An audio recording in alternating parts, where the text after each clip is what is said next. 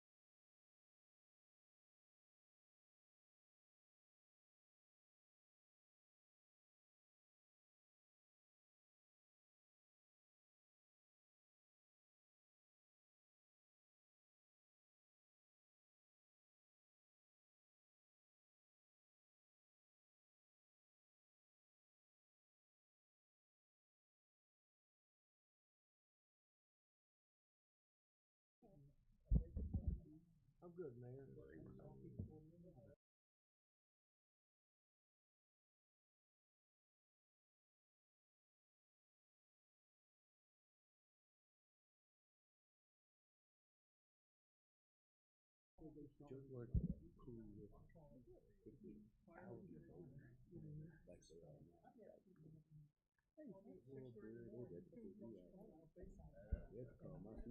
You ready, Rachel?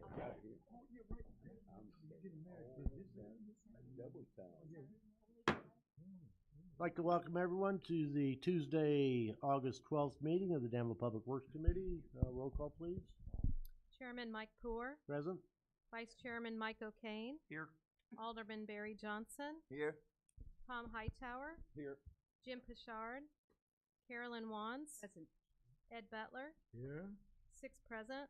6 present. We do have a quorum. Item number 2 is the approval of the minutes. These will be from the July 8th meeting. If there are no corrections to the minutes, need a motion to approve, please. So moved. Second. All those in favor? Aye. Opposed? Okay. Item number 3 is approve the agenda. Do have a couple of things. We will be removing 9D and 9E. Those are both the purchase of pickup trucks. Those fall beneath the threshold for us to have to act on them, so we'll remove those. And with that, need a motion to approve the agenda. So moved. Second. All those in favor? Aye. Opposed? Okay. Moving on to audience comments. First, we will be doing 2 public hearings. They both will be for the petitioner Heartland Properties. Mr. Elkin is here for those, but so we'll open up the public hearing for a petition to vacate an alley near 1335 West William Street. And we'll also be at the same time a petition to vacate an alley near West William Street and Palmer Street for petitioner Heartland Properties. Anyone here to speak on behalf of Mr. Elkin? We currently own the apartment building 1335 West Williams, and the alley was cleaned up recently by the city from the Jericho winds. Since then, we've gone ahead and cleaned up our portion of it, or actually the city's portion, so we'd like to go ahead and purchase that. That would be contiguous to our existing property. And then across the street, we had an opportunity to buy that from Matt Long. We brought in a bunch of dirt from the development of Jimmy John's and Sonic, and we're currently working on 809 Oak. We're bringing dirt in there for potential future development for 8 to 12 units. Appreciate all you're doing. Okay, anyone else here to speak? And then Rick, we can, if there's any questions later, we'll call it. Anyone to speak against the petition to vacate those alleys? Okay, seeing none, we will close the public hearing on the vacation for the alleys, and we'll open up for public comments. Audience comments. Madam I Clerk, have do you have no it? audience comments. Does anyone this wish evening. to address the Public Works Committee? Okay, seeing none, we'll move on to Chairman's comments. I have none. We have one more weekend left before summer's over, don't we? I mean, well, it's a couple more, don't we? Not many. School starts on Thursday. So the little kiddies will be out in force. Watch out for the school buses. Okay, moving on to item number 6, approval of the payrolls. These will be from the August 8th run.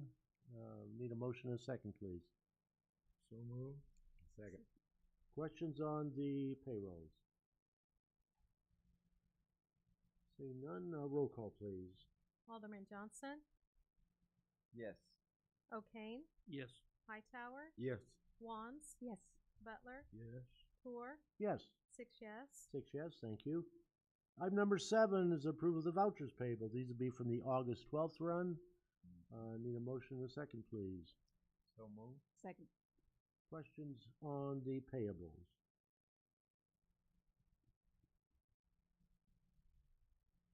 Seeing none, roll call, please. Alderman O'Kane, Yes. Hightower, Yes. Wands, Yes. Butler, Yes. Poor, Yes. Johnson, Yes. 6 yes. 6 yes, thank you. Moving on to item number 8, we have Public Transportation Director White. We have your items of information and your monthly report. Anything you need to add? The only thing, Chairman, I'll be bringing our fleet liability insurance for you guys to approve probably within the next 3 weeks. We've seen a 13% increase, but it was still under $250,000. Yeah, we paid more than that before, haven't we? We've got, Over 320 1 year, so yeah. Yeah. We're still good. and the other bus is getting its engine. Yes, Carnegie's gonna take it over there, I believe, next week. Okay. All right, questions for Director? Alderman Butler. Yes, I got one question. I seen you driving. Are we understaffed? I mean, y'all see the boss driving. It tends to happen, sir. Excuse me? Yes, we are short-staffed. We're still hiring. Oh, okay. All right. We need about 2 more drivers. If you know anybody good, you want a part-time? No. Yeah. All Every now and then, if we have 2 or 3 people out, yeah, and it's good for me. Oh, Gets me out is it? there. Yeah, okay. So sorry. Okay. I was just wondering. Yep. So sorry. Now, if this was an organization, like Rotary or something, you'd get fined for that. I'm sorry. I'm so sorry. Okay, anybody else have questions for Director White? Okay, thank you, Director. We'll move on to Public Works, Director Rui. We have 9A, an ordinance vacating the alley or part thereof pursuant to Chapter 30 of the City Code near 1335 West Williams. And also B, we have vacated an alley or part thereof pursuant to Chapter 30 of the City Code near West Williams. No objection, I'd like to take those both together. Need a motion and a second. So moved. And second. Okay. Any questions for Mr. Elkin? Okay.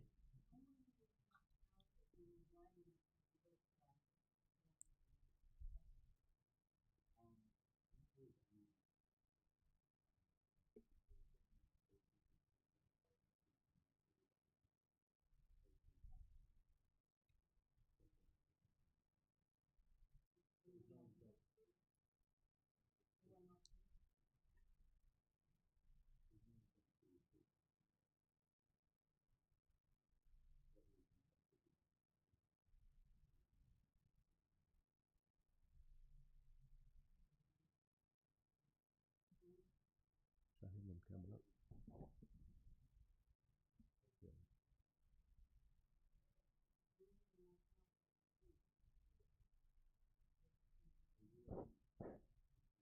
Ma'am, could you, we had public comment and a hearing already on the alley vacation. We're actually voting now to approve that.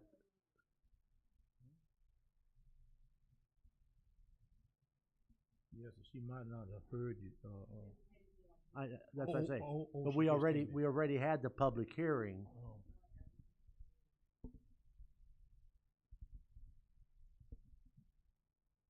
I mean, I can open it back up for, if you want, but, we've already moved past that. So, okay. Anyone else? Okay, roll call, please. Alderman Hightower, Yes. Wands, Yes. Butler, Yes. Poor, Yes. Johnson, Yes. O'Kane, Yes. 6 yes. 6 yes, thank you.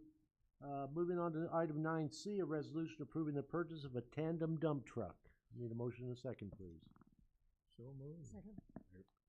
Okay, So this is this is just the purchase of a dump truck for replacement of vehicles, just our normal yearly replacements, just keeping up with those. We have one of our tandems that's aging out rather rapidly, so this purchase is actually going to go through Sourcewell and the supplier Koenig is going to be supplying it to us. So yeah, the approved CIP was for $300,000, and that seemed to be a little bit short, is what I was worrying. However, our administrator Carpenter went to work and did some digging and found us a better deal there. So we're actually going to be, $49,000 and some change underneath what we had anticipated spending. So, Director, just for the new alderman, could you explain Sourcewell? So Sourcewell is a government cooperative purchasing agreement. So in our purchasing policy, If there's these, basically it's like negotiated rates that have been sought by this Sourcewell organization from a bunch of different dealerships and things. And so per our purchasing policy, we're able to purchase through Sourcewell, and you know that it's already been competitively bid. So it's basically like pre-bid, the price is set, we call for the price, they give us the price, and then we can purchase straight from that per the purchasing policy. There are a few other, joint cooperative purchasing places as well, but Sourcewell is probably the most widely used. And this one will have a plow and Yep. that whole package. Oh yeah. Salt spreader, all the good stuff. Okay, questions? I was looking at the, I didn't see it on my computer there before I came in. Is that a Chevy? So this is a Western Star. So this is a Western really Star. big truck. Man, I'm This will saying. be a big one. So we only have right now, well, two of them technically aren't. So we only have two tandems right now. But this will be a truck that the supplier right now is telling us that they're going to be able to have this ready for us prior to snow flying this year. So let's hope for a late snow fly. But this will be one of the main trucks you'll see out on our main roads. So we use bigger trucks on the main roads, a little bit smaller trucks in residential areas, and then a lot of times you'll see all of our 1-tons running around doing, back roads that are more, smaller and things like that the big trucks, we cause liability issues getting the big trucks back in them. So. Yeah, I'm looking at this picture here that look like a flatbed. I mean, it has. So they come, the truck and chassis come like that, and then it goes to this Koenig who will put the body on, mount the plow bracket, put the plow on it, spinner and spreader and everything else, and make sure all the lights are working and everything. And so that would be the total price of the whole truck then. Yep. So $250,741 will be the price delivered to our doorstep.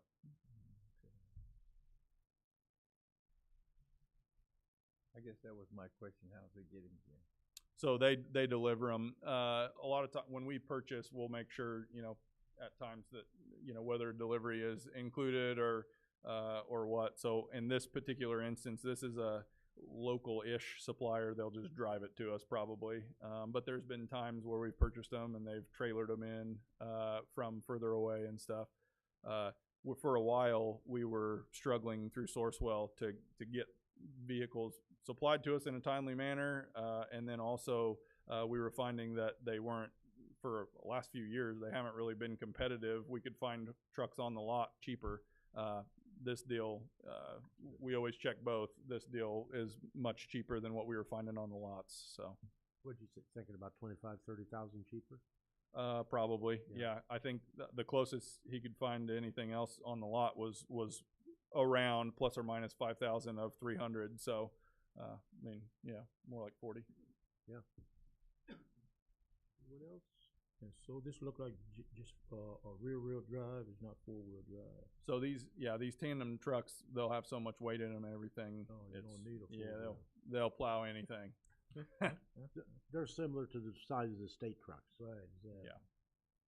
And Alderman Butler, this is why I put you on Public Works. Oh, really? Because you know a lot of these kind of things, whereas some of us don't. Yep, I was a mechanic for years.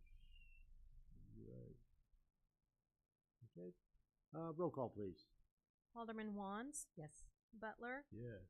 Tour, Yes. Johnson, Yes. O'Kane, Yes. Hightower, Yes. 6 yes. 6 yes, thank you. Okay, moving on to 9F on the agenda. A resolution awarding an RFP number 780 for the construction of the Friendly Town Classroom. Need a motion and a second. So moved. Second.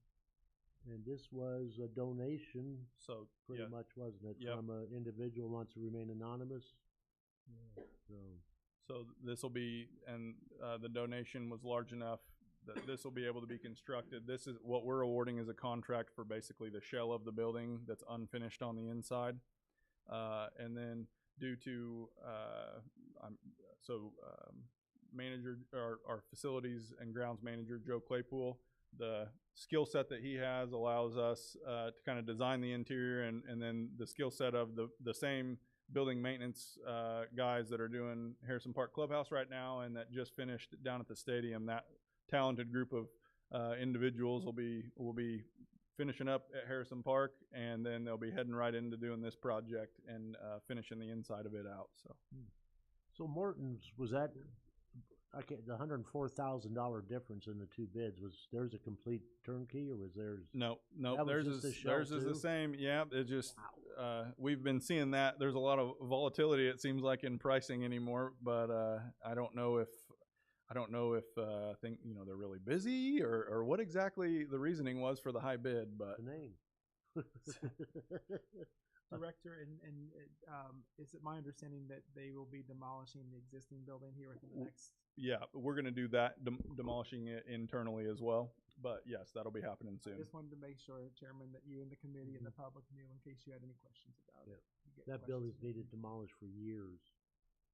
You can't even open the door without dragging the sidewalk, Yeah. getting stuck. This will be the last building that gets done, where then Friendly Town has been complete. 100% touched, and it is it's beautiful. So they'll work on this all winter and be ready for the school. And The goal will be for next summer. It's ready to go. So that's the goal. Good. It's a beautiful looking building. Mm-hmm. I didn't see a square footage. How big is it?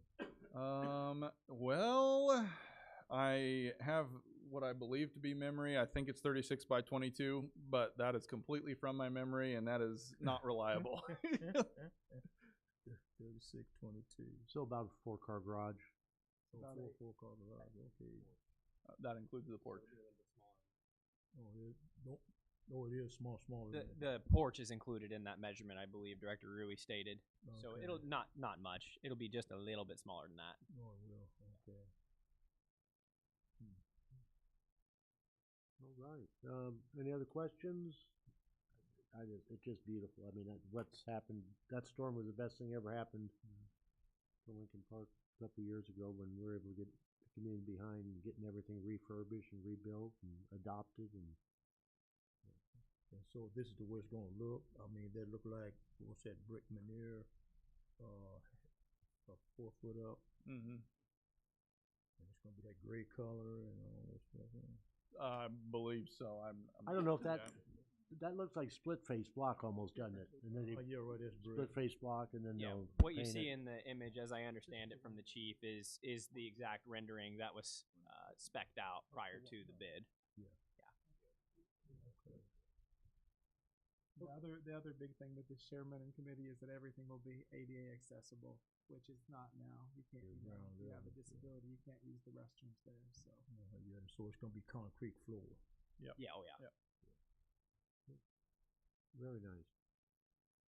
Okay, roll call, please. Alderman Butler, Yes.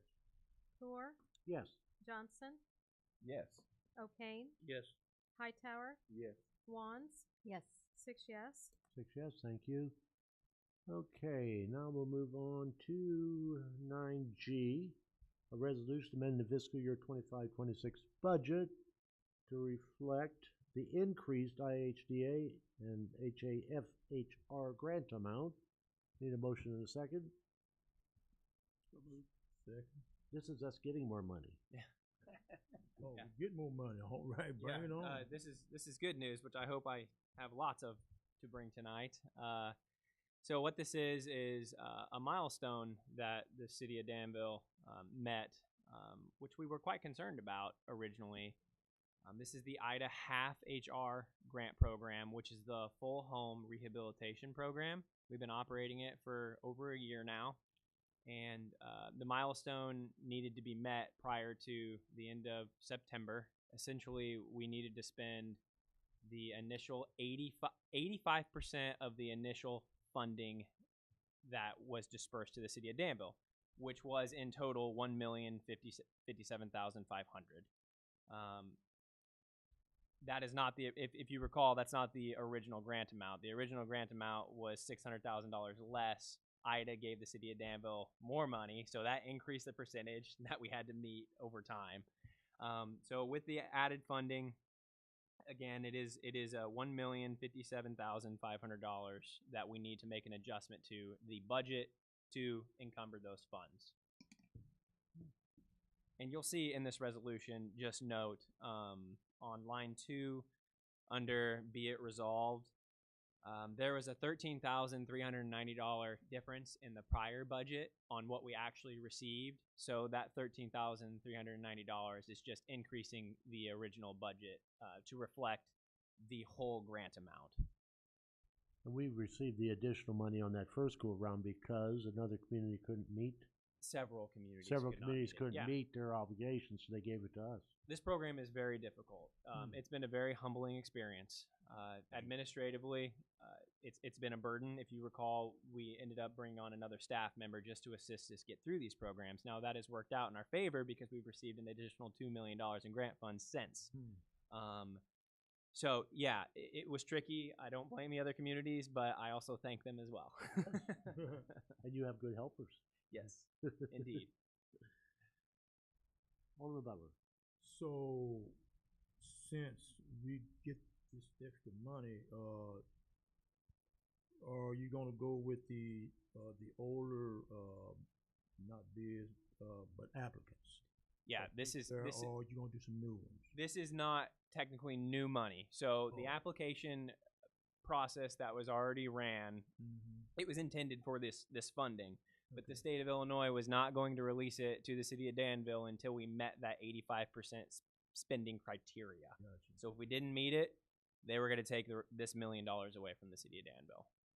Now, the other one that we just received, that's a different application. Yeah, that will be a different. There will be two new application periods running here soon, but this is the original grant that was a year and a half ago that started. Yeah. Okay. All right, seeing no other questions, roll call, please. Alderman Johnson, Yes. O'Kane, Yes. Hightower, Yes. Wands, Yes. Butler, Yes. Poor, Yes. 6 yes. 6 yes, thank you. Okay, items of information, who's got them? Logan? Yeah. Good news again, yes. More good news. As of today, I'm going to request for your permission to bring a resolution next Tuesday straight to City Council. Long John Silver's is okay with publicly releasing to the City of Danville that they'd like to strike a redevelopment agreement that have the following terms. Their current location is located on South Gilbert, and as you can probably recall, the City of Danville has been slowly acquiring land that used to be the former Rutgers site, and there were 2 residences that the city picked up on the Vermilion County trustee auction over the years. That site combined, they would like to build a new restaurant on it.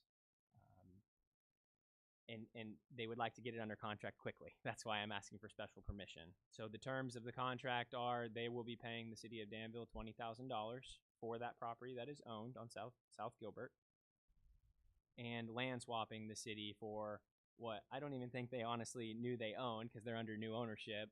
There's a lot behind the Danville liquor store off of North Vermilion. It was where the former Long John Silver's was located. It was their surplus parking lot. So they had no issues, and that could be a nice negotiating chip for redevelopment in the future for the city of Danville. So we requested that they throw that in on the deal. In this redevelopment agreement that you'll see coming to you will have construction stipulations. They will have to have the restaurant built by the end of 2027. We think they're going to start construction sooner than that, but they need to let their lease run out where they're currently locating. They do not own the building that they're currently at on South Gilbert. So that is a lease. They need to run that out, and then you'll see this building probably go up in 2026, maybe early 2027. And Logan, this building, their planned construction would we say it's substantially larger than the existing one, or? I believe their new model is larger. I haven't seen any renderings of square footage, but definitely updated and likely quite a bit larger because they cannot fit this Long John Silver's on where they're currently located. It's not a large enough lot. that would, in addition to having a nice new restaurant, which we think would help spur development down there.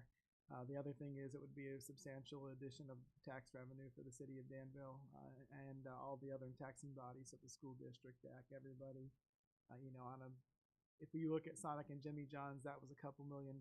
So, you're looking at probably $1.5 million plus dollar investment that then we would all receive tax revenue on as well. You guys, committee have a problem just letting that go directly to full council? No, man, we can vote now there, man. No, we can't vote. It's not No, I'm just jiving. Haven't you I'm taken just jiving. your Open Meeting Act Yeah. class? So, Yeah, you have our blessing. Yeah, that's good news. So then I got two cool announcements. So number one, we had our rehabilitation specialist out at Public Works actually took a job down at City Hall in finance. So we were able to share someone that is super highly talented with finance, and so that she's moved into that role. And so we had an opening, and we transferred Ms. Tess Reffett. That was out she would work the front window over on the community development side a lot and did a lot of stuff for that side of things. So she's actually moved up into that role. So she's actually back here. I just wanted to, she's hiding in the corner, but wanted to just announce that she was here. And that way, if anyone had any questions or just wanted to tell her, glad to have you. There's a seat available. Yeah, I tried to get her up here. She was not willing to. And then also, you've noticed someone new down at the end of the desk. That is Tim Cowan, our new Deputy Director of Public Works and Engineering. So he'll be mainly over the engineering department, and then also working on a lot of capital improvement and asset management stuff. So welcome back, Tim. Yeah. Okay, Alderman Butler. Yes, all that good news is great, and it's good to see Long John Silver's going up. And I just got some concern. I don't know if I was sticking out of line or anything. We had one new coffee shop came in and it's closed down now. And, sadly to hear that. And so, have you heard any plans, or do you have plans for that building or the land? Yeah. I hate to see that building, get torn down, Yeah. No, we have not heard anything about why it closed down or what the future plans are. I know it is for sale. It's actually changed hands a few times, but there is a positive outlook here, which is what I'm trying to do this year, right? They still have improved the property, which is quite frankly very, very hard to develop in modern times. This is about the only size of building you can fit on this property. Right. I don't know if they're going to be able to reoccupy it with another coffee spot after that, but fortunately, they did construct on it. They still have an increased EAV on the site. They still have a property tax bill. Unfortunately, it did close, but this is a lesson to be learned that the fair market does end up shaking out at the end of the day, right? Yeah. Everybody from the public kept telling us there's too many coffee shops. Mm-hmm. Well, let the fair market, let the free market, let them battle it out, and it'll shake out. Mm-hmm. Exactly. Yeah. Yeah, we didn't bring it here. Nope. We don't bring anything. We'll help people if they want to build a business or buy the franchise or whatever. Correct. Yeah. The other issue is that there were some drainage issues from that property going into the neighborhood, and with the reconstruction that was fixed as well, Mr. Butler. So it improved it for the neighborhood as well, with some flooding issues they were having back behind there. So. Yeah, I'm just concerned about the revenue that we was getting, but I can't speak to what the numbers were, but there's only such a ceiling that we can reach.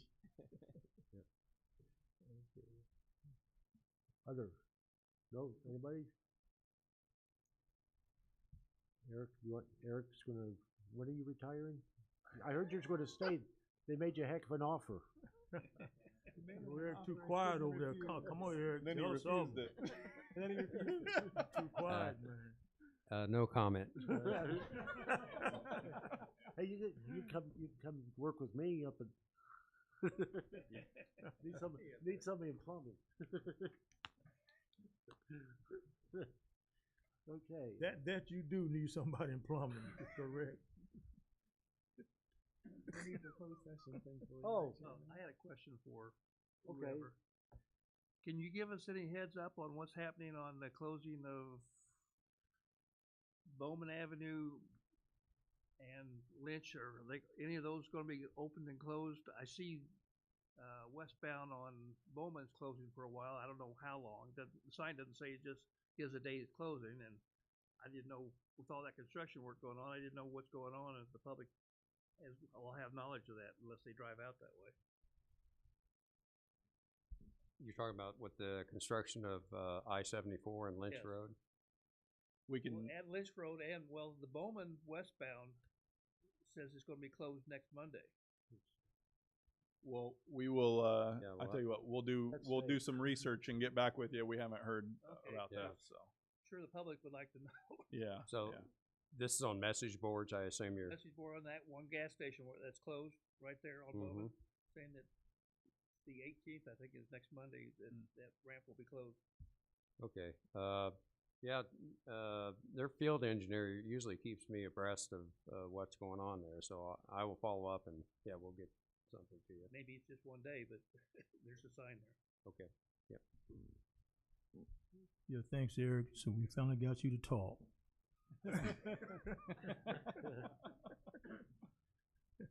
Okay. Did we already do closed session? No. No need to close session unless somebody wants to, just for the heck of it. Items of information, we did. Anybody hear ever items of information, anything coming up in the community? No? Okay, committee members' comments. What do you think? I just got a short one. I've been having some difficulties with what's going on in the city. Several properties that to me need to be closed or boarded up and stuff. Now it takes I've been told after I've requested it that it takes a court order or some kind of order to have something done. The grass in a lot of these neighborhoods now is growing up to where the kids can't walk down the sidewalks, and I'm told that we're not only cutting what the city owns or something like that. I'd like to know what's going on. I'd like to know about demo properties. We've got a lot of demo properties in this area. I want to know why there's still people in some of them. That used to be, if there's a placard put up, nobody could live there or go there. It sounds like they're still doing it. This is a comment. I'd like to, at least the aldermen know what's going on so that they can tell their constituents what's going on. And hopefully we do take advantage of the nuisance laws and stuff like that. That are accumulative, that if somebody did something 3, 4, 5 months ago and does it again and again and again, that's more subject to the city coming on top of them and getting things fixed.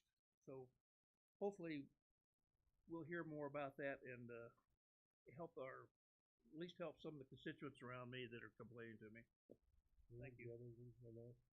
Is that true? We can't board anything up without a court order? Well, yeah, we need an order to do that, and what we need before we board up property, because code enforcement, we don't go into the property, so there's got to be a determination that it's unoccupied, vacant. There's some criteria to determine that. So to get an order, it's got to be in a dangerous or unsafe condition, or it's got to be abandoned. And a lot of times we can't tell that from our vantage point on public property. So we don't have the authority to go on to private property. One quick question. Yeah. We've done it for years. I've never heard a complaint of us going in and boarding up an abandoned property that we've got squatters going in and out of. Why the change in policy? It's not a change in policy. We used to board. I've been on the council for several years, and I would make a call and things would get closed up. That I saw people going in and out of that don't belong, and now things have changed. That's to change the policy to me. Or the court. Yeah, I don't know. I don't think we've ever been sued over any of this, especially if there's nobody around. It's a constitutional, I mean, Leon, I apologize, Corporation Councilors. Well, I can't speak to what the policy was, written or unwritten policies that were being implemented and followed. What I can tell you now is we've got to do it the right way, whether anyone's around or not. And property owners have rights, and we got to make sure that we're acknowledging those rights. But there's so many of these properties that we don't know who the owner is. People walk away from it. The taxes aren't paid for 3 or 4 years, and we're still giving protection to somebody that's not around. You used to be able to put up a placard or a sign saying you've got 7 days to fix this, to whom it may concern, and then we went in and we boarded it up. We've made it safe for the neighborhoods and stuff. I don't understand why we're stopping. Yeah, we're working hard to identify and locate the owners. They have some register the property as vacant. They provide that address. Others, we look at tax records and we send our notices to those addresses. And if that's the address that they're providing, that's what we're using. And when we set those court dates, if they are not showing up, then there's a default order and we can proceed. My constituents are getting a little impatient on some of this stuff. But I hear what you're saying. It's frustrating. So we are, well, then you brought up only mowing city-owned lots. Yeah, I can go drive around a lot of places that belong to somebody else. They're not cutting it. The kids going to school now can't walk down the sidewalk to get back out into the street because the sidewalks, the grass has grown up on both sides, and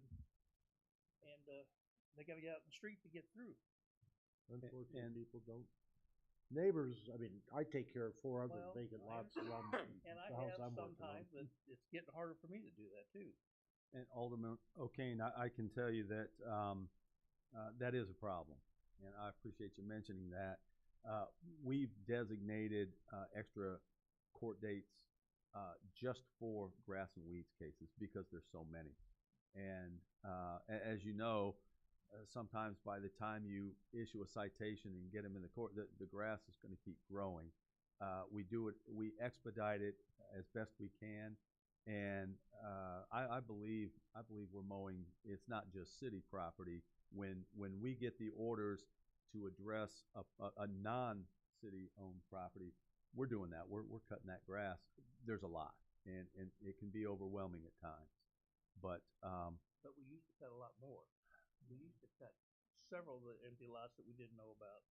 But again, by whatever, we're not allowed on these properties without permission, and it's just frustrating. Director Rui, maybe at the next meeting we can give an update on how many yards we are mowing, because I believe it's several hundred. So it's not less than we used to cut. It's actually substantially more than we used to cut that we're mowing, and that's part of the problem too, is that because we're mowing more, we're not able to get around to them as frequently as we would like. And that's something that we need to help the public better understand too, Alderman, is that we're only responsible for mowing city properties, but we mow a lot of properties in neighborhoods to help out our neighbors. So you probably remember I was one of the aldermen who argued really hardcore that we should mow these properties, even if they aren't ours, to help our constituents, if they didn't have to live next to a major mess. And we've continued that habit, but we used to have 100, 150, and I believe we have upwards of 300, but Director will get that information for you so we can educate the public about that as well. I kind of think as well, you notice we have so many properties that we own. Have we advertised that any neighbors there that would like to buy their houses and stuff? Because I cut one lot myself and it belonged to the city, but it's between my lot and and I cuss it and Well, you want to buy it? $90. Yeah, $99. yeah, well, You can have Flight special. That's what it is. That is well, I've tried that one time. That I don't want to go through the situation, but yeah, I'm trying to buy it. Okay. And I cuss it. Sometimes he'll beat me cut it, and it'll get a little tall, and I'll cut it. Yeah, so Yeah, we had our neighborhood meeting Thursday week. Yeah, we let all the neighborhood group know, if you have a vacant lot next to you and you want it, it's $99. $99. If the city owns it, $99. Alderman Butler, I know we've sold over 150 at this point of those lots, but there are still more that we do own. Right. Yeah. Okay. Also, I got a tree question. In order for the city to trim a tree, it might be on the owner's property that's leaning on over in the street, or it might be on the city side. There's no sidewalk. Mm-hmm. So, I'm talking about a tree that maybe just fell on College Street. Y'all might be familiar with it. You say college or call it? Call it. Okay. I'll call it College. Yep. Old school. Okay. So if trees on private property, we don't trim it unless it's causing, like if it's hitting, like for instance, we'll get a call from time to time from the bus garage saying, hey, we've got a tree limb that's low hanging and it's hitting the top of our bus. We'll go trim that tree up, even if it's on the base of the tree's on private property, or if there's a line of sight issue that's causing an immediate threat to a danger to safety. So those are really the only two times that we'll touch trees that are private. If it is one, if there's a dangerous type thing, you can let us know. You can either call over to Public Works and give us the address. We'll come by, check it out. We always will do that. If you guys call with a concern, we'll go check it out, and then we can get back with you and let you know. Or you can use the reported app as well. If you wanted to put it on there, same thing happens. It sends an email to somebody. They go out and look at it and say, okay, that's this is a danger. We'll go ahead and take care of it. Or if it's we'll put it on the list. Or no, we can't do anything with it. Regardless, they can also let you know there too. Yeah. Okay, there, because I think in this particular instance, the tree fell down. The wind blew it down, and it was in the street. Oh, it's in the street. Yeah. We haven't gotten a call about that. It was in the street there. Yeah, you got a call because the guy that was looking at it, the woman was wanting to kind of get it done or something there, and the city came and cut it. Okay. And when they cut it, they pushed the rest of it on up in the yard. Oh. So if it's a private tree that falls in the road, we will clear the right of way, but it's that person's tree and their responsibility to remove the tree. Now, if we can't put it in someone's yard without causing a bunch of issues or whatever, then we'll cut and we'll remove the section that that we try not to cause undue damage, but also it is that private tree owner's responsibility to clean up. So our responsibility is to maintain the right of way and clear the right of way. So if it's really, really big tree, there have been times where it's like, we can't get that off the road and keep it on that person's property. So we're going to go ahead and remove what we can't. But that is the standard operating procedure at all times. Yeah. Okay. Yeah, because it was a big tree. Was it? Then if it's between a sidewalk and a curb, that's is that considered city? Yeah, that's city right of way typically.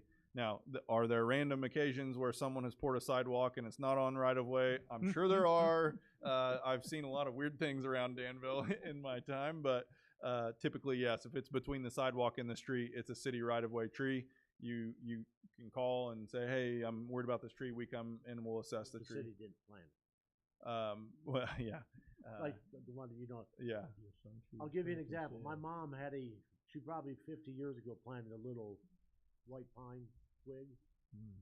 Well, it was probably 50 or 60 feet tall, growing out, heaved the sidewalk up. So I paid to have that cut down and the stump taken out, and then the city's tore up the rest of the sidewalk that had raised this high, and are fixing that part, but yeah. Yeah, see, if we had your money, We man, don't we'd do we that. don't, there's no permitting for planting trees, is there anything? No.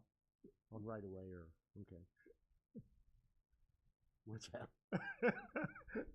Last time, my. All right, well, I was just trying to keep us here till 7. Mike, Oh, come on. I have, Oh, I have a question.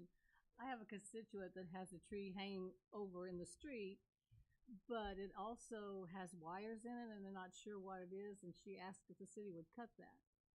So anytime that you have a tree issue, feel free to call the city. We'll come out and look at it. We have a pretty good relationship with both cable companies in town and Ameren, and most of our people that we send out are trained to identify what cable company or if it's power to be able to call them. So our city staff does not touch things that have wires in them. But a lot of times what will happen is if it's a city right-of-way tree and there's a wire running through it, a lot of times they'll drop their wire, we'll do the cutting we need to do, and they'll put their wire back up.